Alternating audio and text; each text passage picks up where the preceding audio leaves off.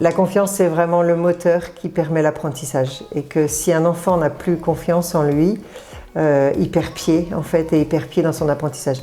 Moi, j'ai vu, quand j'étais enseignante, j'ai le souvenir d'un petit garçon qui s'appelait Arthur.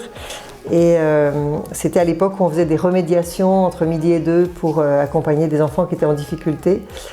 Et je vois encore ses yeux aujourd'hui quand je lui ai demandé ce qu'il aimerait faire plus tard.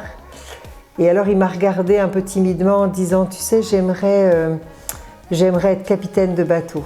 Et là, je lui ai dit « Mais c'est extraordinaire, enfin, c'est génial comme idée ». Et en fait, dans ses yeux, le fait que je lui dise ça, je l'ai vu se redresser, j'ai vu ses yeux qui pétillaient. Et en fait, c'est un enfant qui était en difficulté. Et j'ai senti que ça avait été l'occasion de déclencher quelque chose dans le lien qu'on avait. Et c'est comme si le fait que j'ai pu lui dire « mais c'est génial, c'est extraordinaire cette idée ». Et puis voilà, on a discuté de ce métier-là. Et puis moi, je connaissais une école qui préparait à ce métier-là. Et je lui ai parlé de ça. Et vraiment, j'avais l'impression qu'il s'éveillait tout seul voilà, avec cette question-là.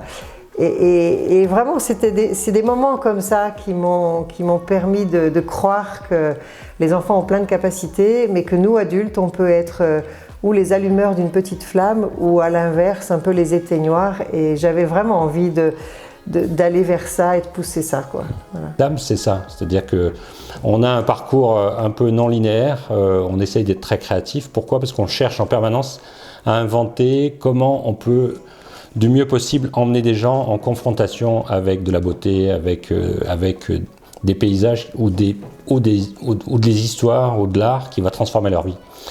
C'est ça notre cœur de métier.